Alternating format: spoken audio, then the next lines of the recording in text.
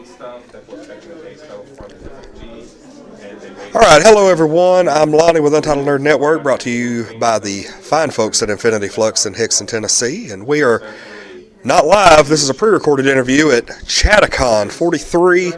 This is January 20th, and we have the distinct honor of interviewing writer Peter David. Thank you for coming on. First and foremost, I am a major fan. You wrote a lot of my favorite books growing up. So, like I said, first and foremost, thank you for entertaining me when I was a child. So, well, you're very welcome. I have to admit, the first time a grown man came up to me and told me that he had been reading my stuff since he was a child, I felt so freaking old. Now I'm used to it. Now I am freaking old. So you got two grandkids, right? That's my wife, Kathleen. Kath, say hi. You could lean down into the camera. That'd be fine. Yeah. Yeah. But I have two grandchildren now, so now I'm used to it. People come up to me. They have freaking gray hair, and they tell me they were fans of mine since they were kids. When did you get your start? Like when did you start writing books, comics, TV, that kind of thing? When I was a kid. I mean, that's where I first started writing. I wrote terrible stories. I drew my own comic book, which was terrible. But, that's where I first began.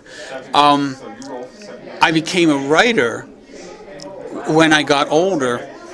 I started writing I began actually writing news. I was a newspaper reporter for a while before I decided that was not going to be a good track for me to pursue.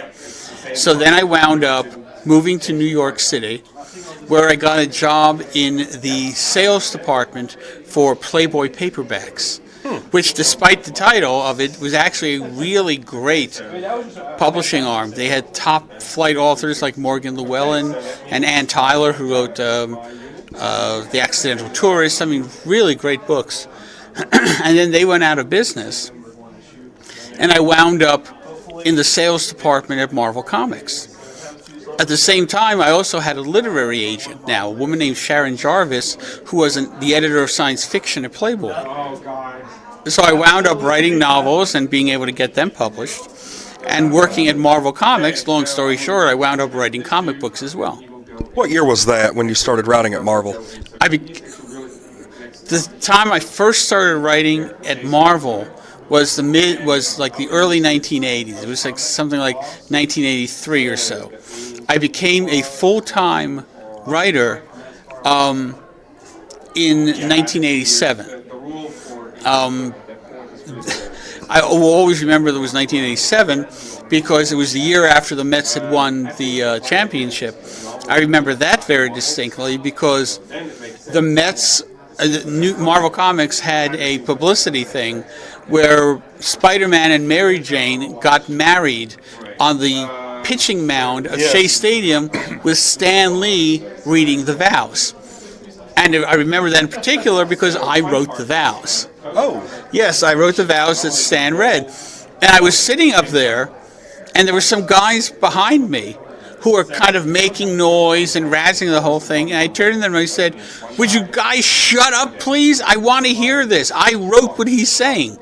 And they stopped and they went, "Really?" And I said, "Yes." And they immediately settled down and started listening. I think a lot of people probably thought that Stan himself wrote those. Very likely. Yeah. No. I was the one who came up with this ring Ivy Web. That was me. I also want to mention, I'm taking medication right now for a pinched nerve that I have. Mm-hmm. And what happens is the medication is causing my mouth to dry out. So I'm going to be drinking a lot of water during this. Oh, that's fine. I'll probably be drinking a drink myself. So. Okay. Mm-hmm. I'm just sitting here enjoying beverages. Yep. But I will say one thing, Chattacon does... I've been to a lot of cons over the past year or two, and they probably take care of you better than a lot of places. Because I'm not used to having drinks and food and everything provided around. So So yeah, they're treating you well here? Oh, Chattacon, absolutely. Regina Kirby is the one who's been my main contact here, and she's been very, very concerned. You know, she's provided us with great stuff that's in our hotel room refrigerator. She also provided me with a back implement in which you can put electricity through your back. My chiropractor at home is using that now to try and settle down the nerve, and she gave me one that we're going to be able to use to give me another treatment, which I'm, perfectly fine with. Regina's been great. She's offered me a wheelchair, but I don't want to go in a wheelchair because if I'm in a wheelchair, all people are going to say is Peter David was in a wheelchair at Chattacon. Oh, somebody's going to snap a picture. It's going to be all over the internet. Exactly. I don't really need that. Awesome. So, I could totally get that. Oh, I like the cane, by the way. A very stylish piece. My wife got this for me, and what's really interesting is if anybody watches Once Upon a Time, you'll see that the head of the cane is identical to the cane that Rumpelstiltskin used to use. Okay. So, yeah, I love this cane. So, you go to Marvel. Yes.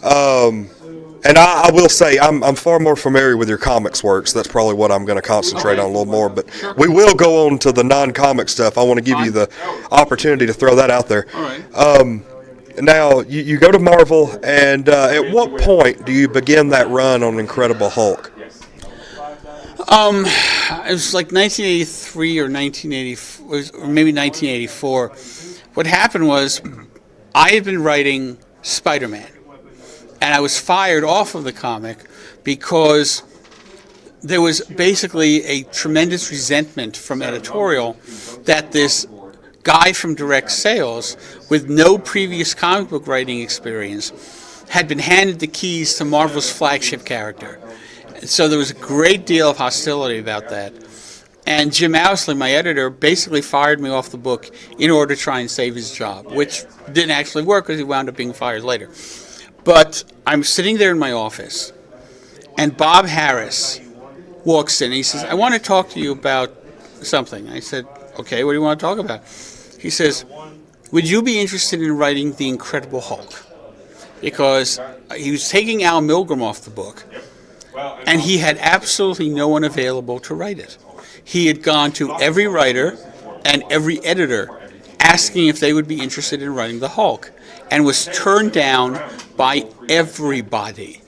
Nobody at Marvel wanted to write The Incredible Hulk. Well, at that point in the early 90s, I mean, the Hulk, everybody knew who the Hulk was, but it wasn't really what I would call like a hot commodity. No. Maybe because, at that point, I guess, the X-Men were really hot and Right. that kind of thing. So. Well, my concern was I know that my strength is my dialogue. And I wasn't sure how I could dialogue someone who had a vocabulary list of about 18 words and make him interesting. And he said, have you been reading the book lately? And I went, no. And he said, okay, the Hulk isn't green anymore. He's gray. Rick Jones is now the Green Hulk. And the Gray Hulk is like the Gray Hulk was when Stan and Jack first debuted him, which was that he was perfectly articulate and quite intelligent and nasty and crafty. And when he described that to me, I went, that sounds interesting. I think I could really make that work. And he said, you can do whatever you want with Rick Jones. And I said, I'm going to stop him from being the Green Hulk pretty much immediately, because Rick Jones should not be a Hulk. Rick Jones should be an ordinary guy. He should be the last ordinary guy in the Marvel Universe, which Marvel then wound up eventually changing and made him into A-Bomb, and then they killed him off. So, thanks, guys. At any rate, and so I wound up getting the Hulk, and I did not get any blowback about that from anyone in editorial, because nobody else wanted the book. Spider-Man, everyone wanted to write. The Hulk, nobody gave a crap about. So that's how I wound up starting on the Hulk. And I figured that I would write it for maybe 6 months. 12 years later, I was fired off the book. Now, at that point, that was mid-90s. Yes. What was the reasoning for that? You had a very successful 12-year run. I did. reasoning behind them getting rid of you? I can tell you exactly what it was. In the book, I had killed off Betty, which was actually my editor's suggestion. And I killed off Betty, and I had a whole storyline that I thought was going to take me through to issue 500. And once I was done with issue 500, that was going to be my last issue. I figured that would be a good place to leave. And Marvel Editorial said, okay, now here's what we want you to do with the Hulk. We want to have it be that Betty's death has reduced him to a mindless, rampaging beast. And he's going to go through the Marvel Universe and destroy everything. And I said, are you out of your mind?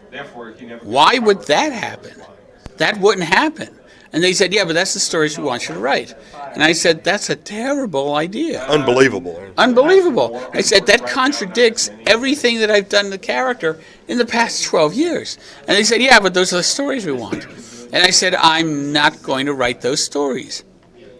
And editorial's response was, well, then don't let the door hit you on the way out. They want to do those stories. And they got John Byrne to write them. And they went over like a lead balloon. The fans hated those stories. They were going, this isn't right. This isn't the kind of thing that Peter David wrote and that we've come to love over the past decade and couple of years. And sales on the Hulk plummeted like a boulder, falling out of an airplane. And eventually they brought in Paul Jenkins, and Paul started to do the kinds of stories that I had been writing, with a psychological bent to them. And suddenly the sales started to go back up again. And I always felt a certain degree of vindication on that the fans had reacted exactly the way that I thought they would if I had the Hulk turn into a rampaging, mindless monster. They freaking hated it. Yay. So not long after that, you end up on one of my favorite books of the 90s, Supergirl. Good. And I'm assuming that wasn't too long after the whole Marvel blow up. Oh, no. I wouldn't call it a blow up. I mean, you get fired off a project. It just happens. Like at this point, like just about everybody's been fired at some point in the industry. So how do you go from writing The Incredible Hulk at Marvel to writing Supergirl, a brand new series? Yep. And this isn't a lot of the fans of like the current Supergirl TV show. Mm-hmm. This isn't the same Supergirl. No, not at all. This was like a whole. Maybe what I liked about it so much is it had a really dark spin to it. Yes. Like of the occult, and there was just some really weird stuff that I personally enjoyed. Thank you. So tell me, like, how do you go from The Incredible Hulk at Marvel to writing this kind of book at DC? Well, I should mention that when they were going to be doing a Supergirl ongoing comic with the character of the Matrix, she was known, they offered it to John Byrne, who created the Matrix Supergirl, and John passed. Okay. So if he ever says he didn't like what I did, well, dude, you could have done it. My feeling was that I was not wild about the Matrix in and of herself, because she was Supergirl because she had chosen that form. But she was a shapeshifter, so she could be Supergirl, or she could be Superman, or she could transform herself into a fire hydrant or a Buick. I mean, the fact that she just happened to look like a female human was an arbitrary choice on her part. I didn't like that notion because I felt that she should be grounded to humanity in some way, shape, or form. And the story that I came up with was that the Matrix Supergirl came upon a young, dying girl named Linda Danvers, which I felt would be a nod to the older fans. And that Linda Danvers was dying, and the way that the Matrix resolved the problem is that she merged her protoplasm with Linda Danvers' body. So she was now, in effect, both Linda and Supergirl. She had Linda's memories, but Supergirl's personality. And then I thought would be a really nice twist is that we have that initially, and then we'd reveal within a few stories in that Linda was a total psychotic bitch. Yes. She was not a nice person. Because when the story first starts, you kind of get the idea that, oh, she was a victim, she had been killed by this cult, and then come to find out she was part of it. She was a participant. Because in doing that, I then had a fundamental theme for this comic book series, which would be redemption. Linda, in her new personality, with the new personality of Supergirl, would be doing whatever she could to try and redeem Linda's actions as Linda Danvers. That she was going to try to become a new person because she literally was a new person. And they also had that.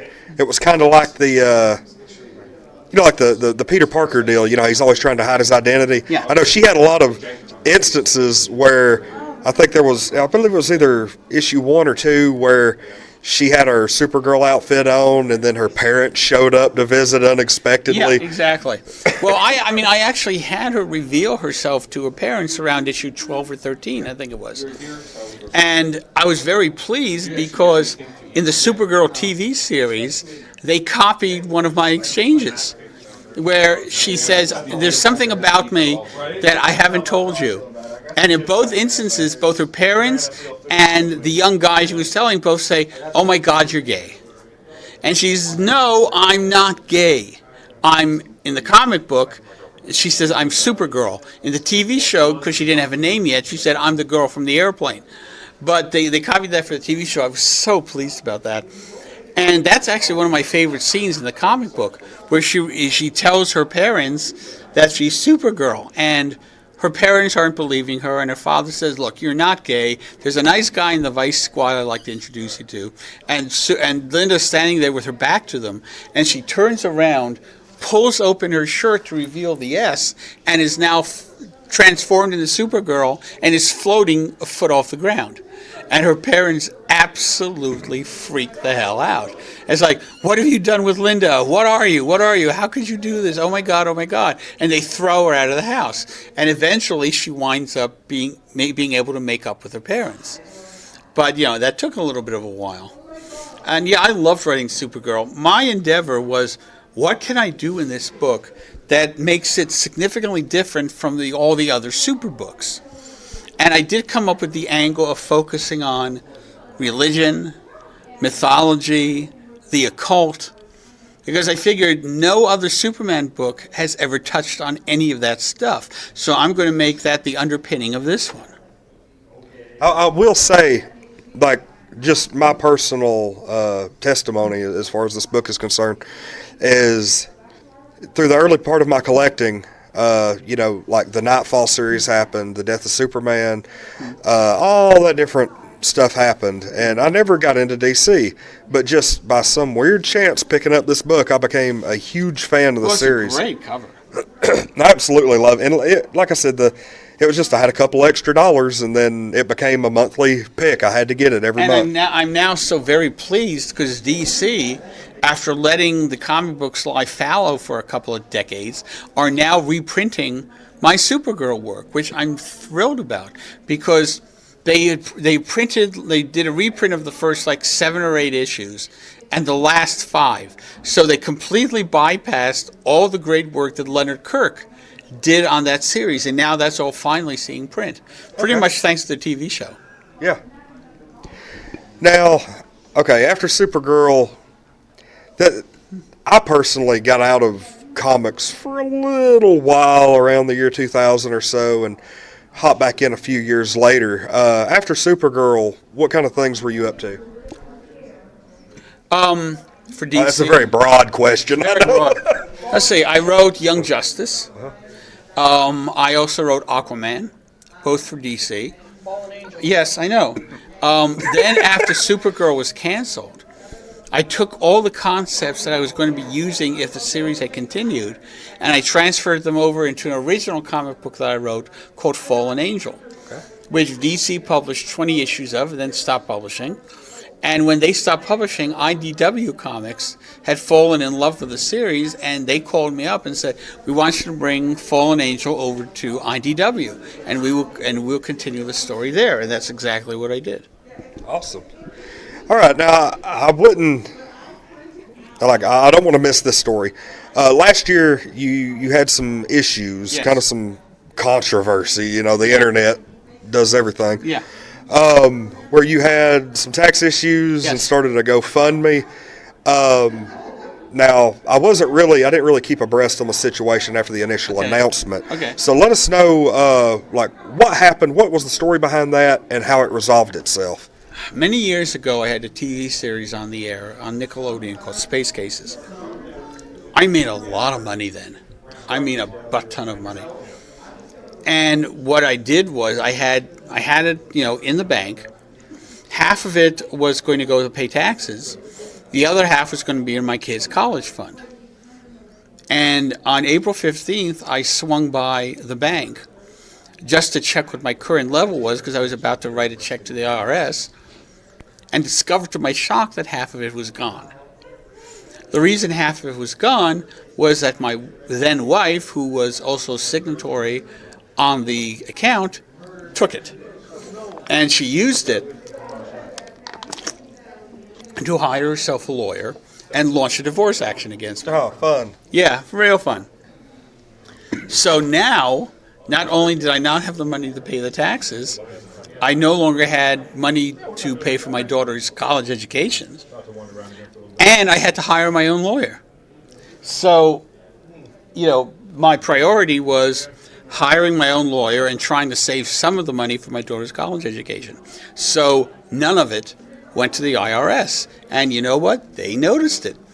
Now, what would happen is over the subsequent years, I would pay the money I owed for that year, but I still kept carrying that debt from that 1 year. And of course, the IRS started adding fines and interest to this money that I wasn't paying. And what happened was last year, I got a letter from the IRS that basically said, you need to pay us 82. You have to pay us $82,000 or we're going to take your house. And I'm going, I'm screwed. I have no way of coming up with this money. And I finally did, I think everybody has things they don't want to discuss publicly. My ex-wife screwing me over was mine. But I had absolutely no choice. So I put out onto the internet that, what had happened. That I was in deep trouble with the IRS. They want to take my house. I told them about how it happened, which got some blowback for my ex-wife, which I wasn't really I never named her in the thing. And she's since remarried. So you would have, I figured finding her would be somewhat difficult. And so she wouldn't be harassed over it. That was my theory at any rate. And money started flooding in. Criticism also flooded in. People were saying, well, how come you didn't pay your taxes? As if I had not explained why I didn't pay it. It's because it would be the equivalent of if I was going to the bank with a suitcase full of cash and got mugged. So, people say, well, why didn't you use that cash to pay these? Well, I don't have it anymore. It got taken.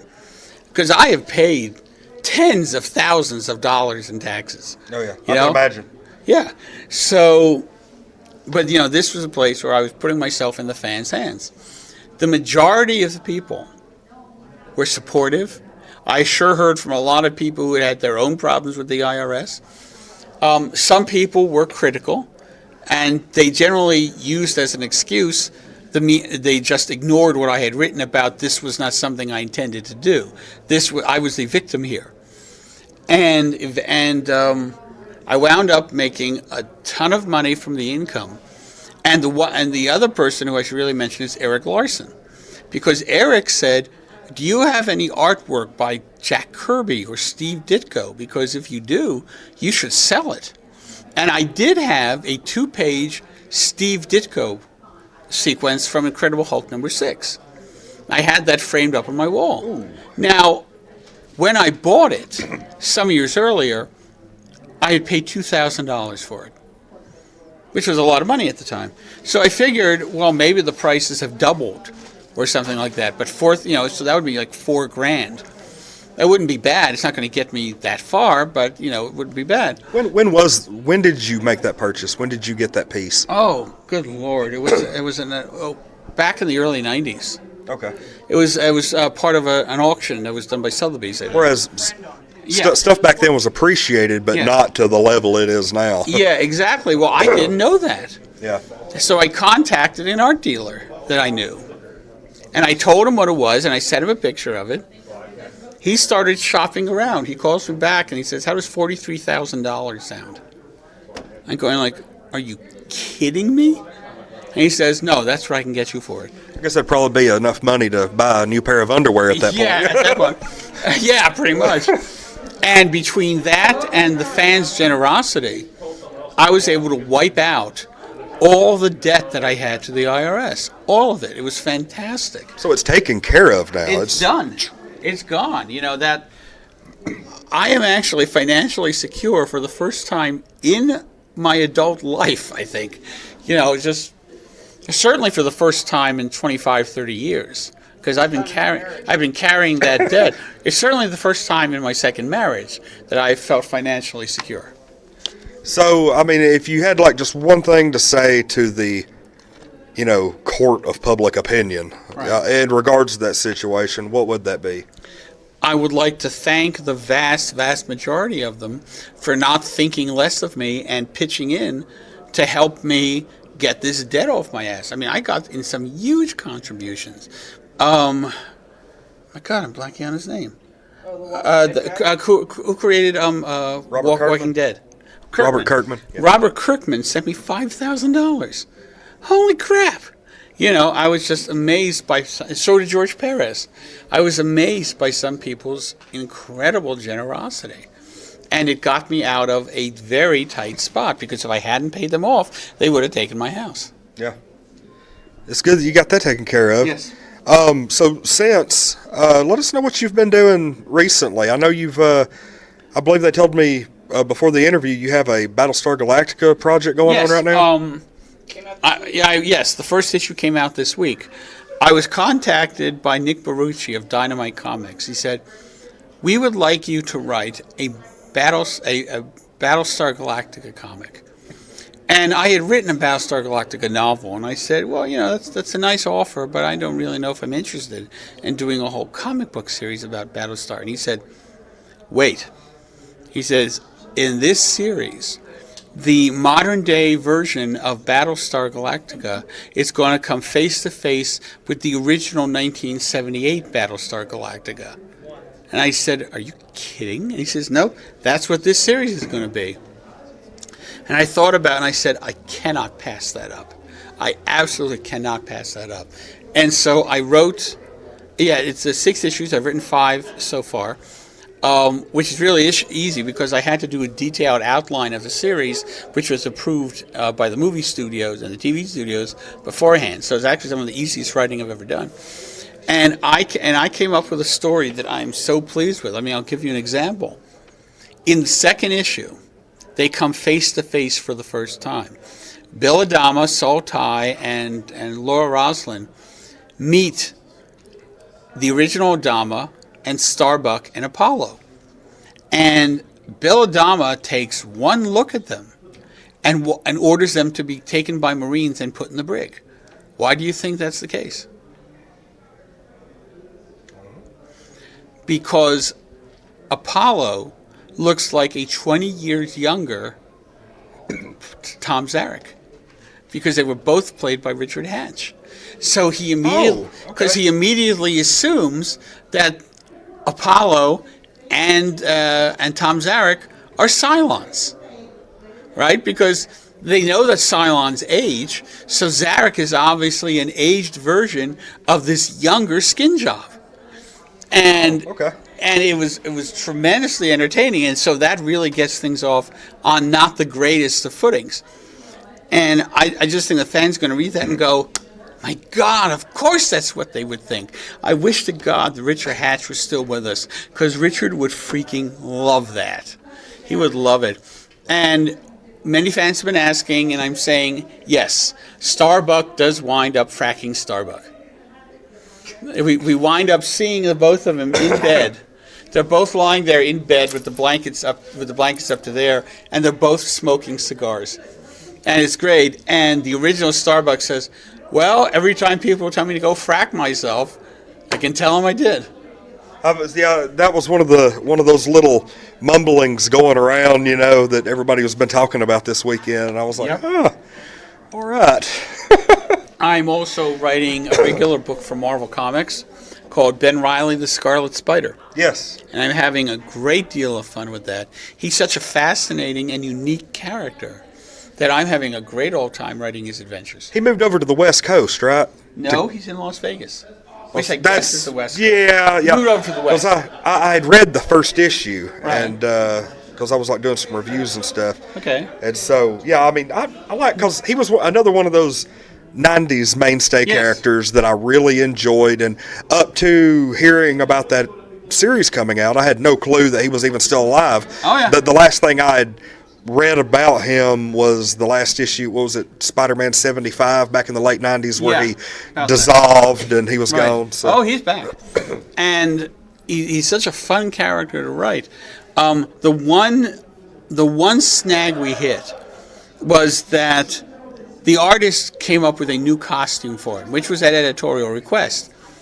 And the fans hated the new costume. We put out a publicity shot of him in the new costume, and fans bitched up one side and down the other. So much so that my editor contacted me and said, okay, we're changing him back to the original costume. You got to come up with a story where he changes costumes. And what I did was I had him run into a group of guys who idolized Spider-Man and went around dressed as different incarnations of him. And one of them was dressed just like the Scarlet Spiders. And the fans are bitching at him, saying, what the hell kind of costume is that? And I had the fans in the comic say all the things that guys had said on Twitter, all these criticisms of it. We can see your mouth. How can we see your mouth? That's ridiculous. And the coloring of your costume, you look like Spider-Side. I had them saying all this stuff, at which point he says, fine. He says to the other kid, he says, give me your costume. He says, I made this costume. And Scarlet Spider says, give it to me. And he winds up back in his original costume they took off this kid. And the thing that really broke me up was that some fans said Peter David is so freaking psychic that he knew what we were going to say and incorporated it into the comic. No, you just forgot that you said it when the publicity stills came out. So I had plenty of time. And now the fans love his new costume. And I'm perfectly fine with that. Kind of saying that we're getting some, we're getting kind of a haze there, Yes. or whatever. Damage is done now. Okay. So I guess that answers my next question. That was going to be, do you pay attention to the online rants, the griping, the complaints that are thrown out there about your creative decisions?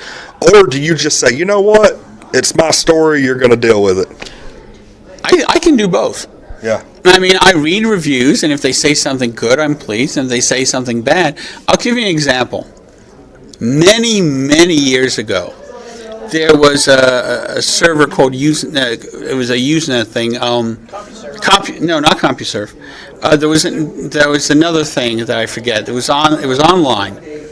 Rec Arts. That's it. Rec Arts Comics. Rec Arts, Star Trek, Rec Arts, whatever.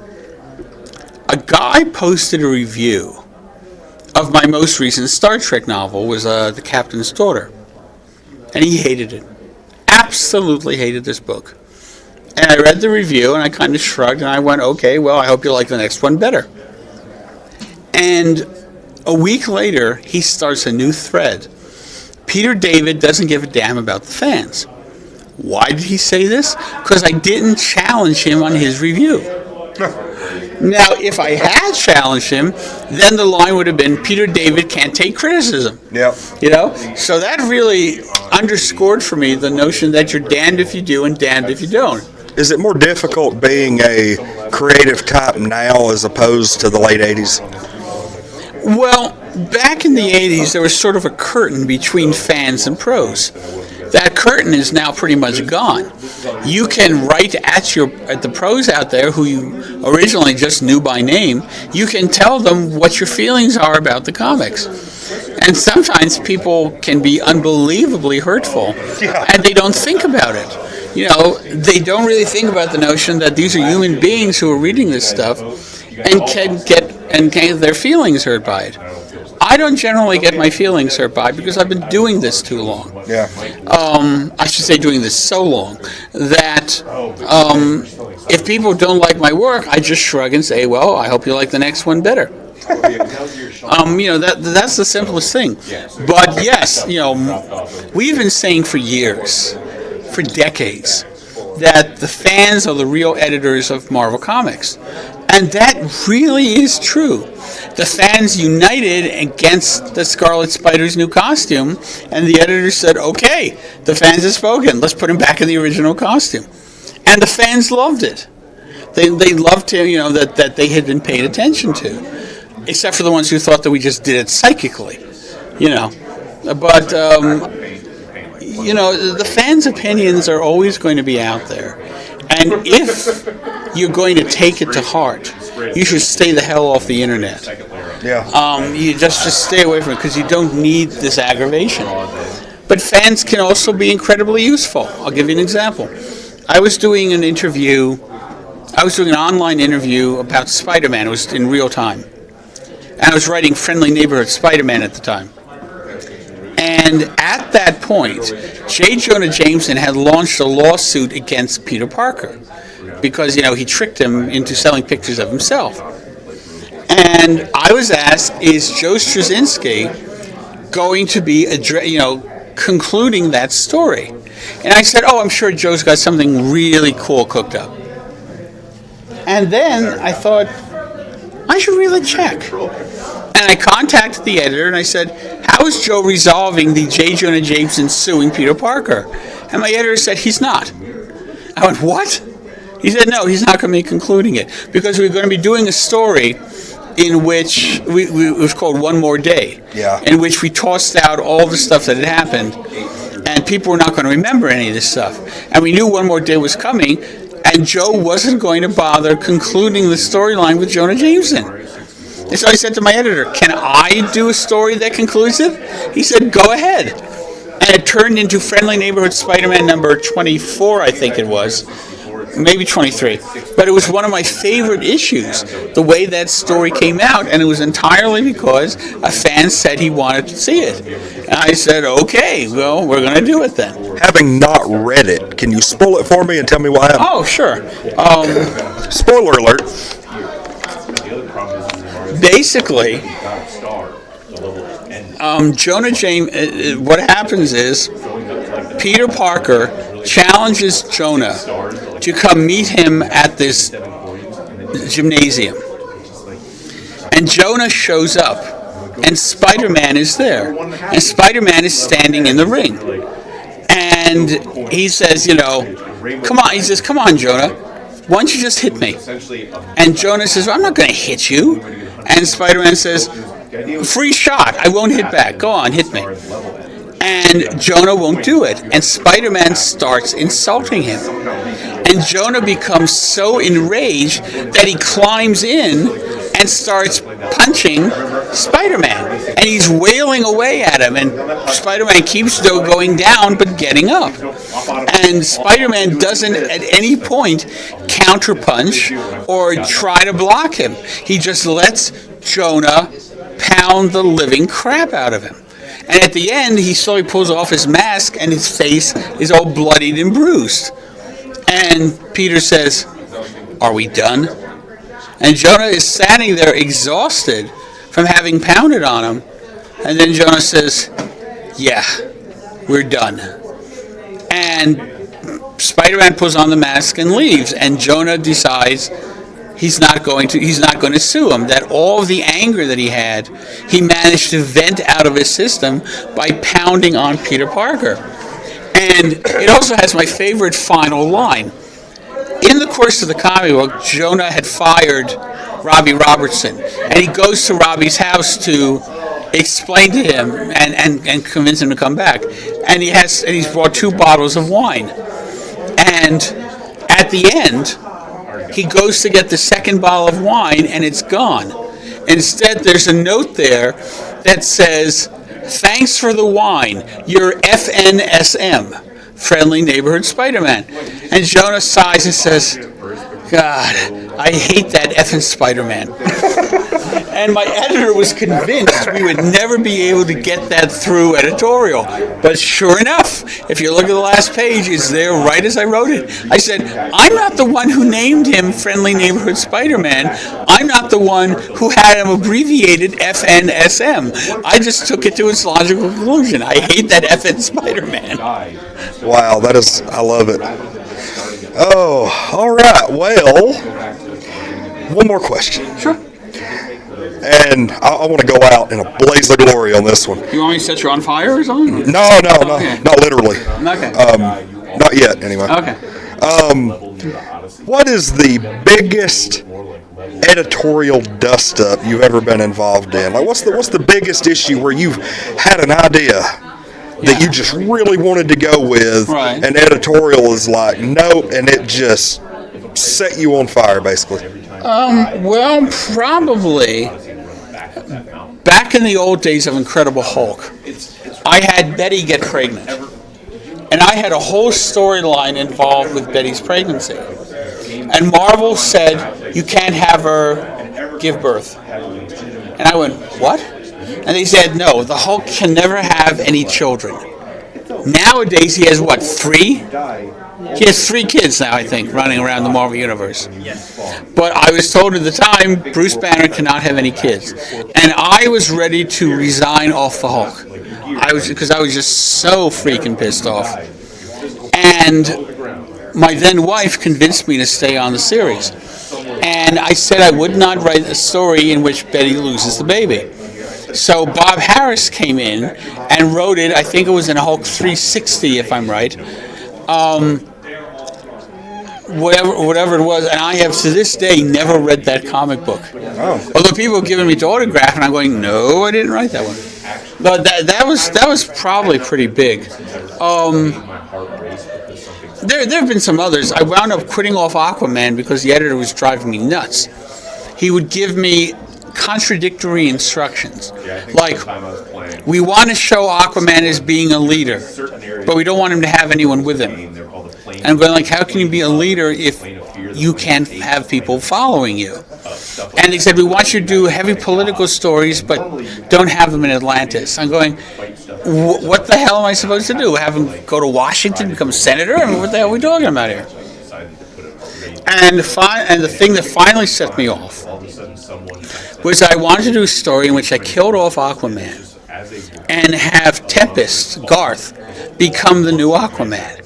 And he would be that way for about a year or so. And then I was going to bring back Aquaman as being an elemental being who would eventually become restored to his humanity, and he would have both hands again. And they wouldn't let me do it. They said, no, we don't want to kill him off. And I said, okay, that's it. I quit. I'm done. And eventually they wound up doing the exact story that I was going to do, except they had other people doing it. Go figure. Yeah. So sometimes editors make things happen in such a way that I say I'm out of here. Well, I know you had a lot of issues with, like, I believe I'd read somewhere where you left X Factor because of the constant crossovers that were popping up year in, year out. That became very tiresome. I would be writing X Factor, and every 4 to 5 issues or so, suddenly it's time for another freaking crossover, which made me nuts, because I had stories I wanted to do, and suddenly I had to stop everything to do another freaking crossover. And I finally said, that's it. I cannot keep writing like this. I'm going to lose my mind, because anything that I was doing, I had to back burner for 3 or 4 issues. And it was really irritating. I mean, I remember we had one issue where I had Cable fighting Bishop, I think it was. That was the Executioner song. Yeah, Executioner song. Neither of those characters were in my freaking comic book, but that was the best-selling issue of X Factor I ever wrote. Which annoyed the crap out of me slightly. But X Factor was kind of insane, where I would have stories changed, or I had to put stories aside. It was just too much aggravation. If I reach a point where it's no longer fun to be writing it, my lack of fun is going to become obvious to the readers. So you don't want to put out comic books in which the fans are going to say, Peter's having real problems with this. I don't need them second guessing me or deciding that I have lost interest, and in point of fact I would have lost interest. So, But on the other hand, I've had so much fun. Not to mention the fact that everyone who's ever fired me from books is long gone, and I'm still here. I'm actually not sure if that's a good thing or a bad thing. All right. Well, again, I really want to thank you for coming on and talking to us. That's no problem. Happy to do it. Very much. It's like one of those childhood things. I met Stan Lee one time, and now I've interviewed Peter David. Wow. I can totally understand that. I mean, I have people who I look up to, my first exposure to them was when I was a kid. I mean, when I was a teenager, I found the works of Harlan Ellison and read everything that I could get my hands on. So what happens? 40 years later, he's the best man at my wedding. I mean, once I was watching on television, back when Phantom Menace was re-released, TBS put the original Star Wars, or now later Chapter 4, into heavy rotation. And I'm sitting there watching it with my daughter Ariel, and the phone rings during the Battle of the Death Star. And I pick up the phone and I go, "Hello?" And the voice says, "Hi, Peter, it's Mark Hamill." And I said, "Oh, this is a hell of a coincidence. I'm watching you about to blow up the Death Star." And he says, "I can call back." And I go, "No, it's okay. I've seen this. I know how it ends."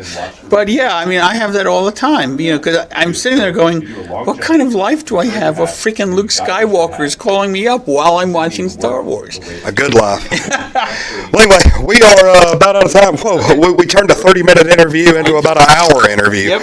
But I really appreciate you coming on. Happy to. It's been a pleasure. I'm Lonnie with Untitled Nerd Network, brought to you by Infinity Flux out of Hickson, Tennessee, and we are at Chattacon 43. This has been our interview with Peter David. Thanks for joining us.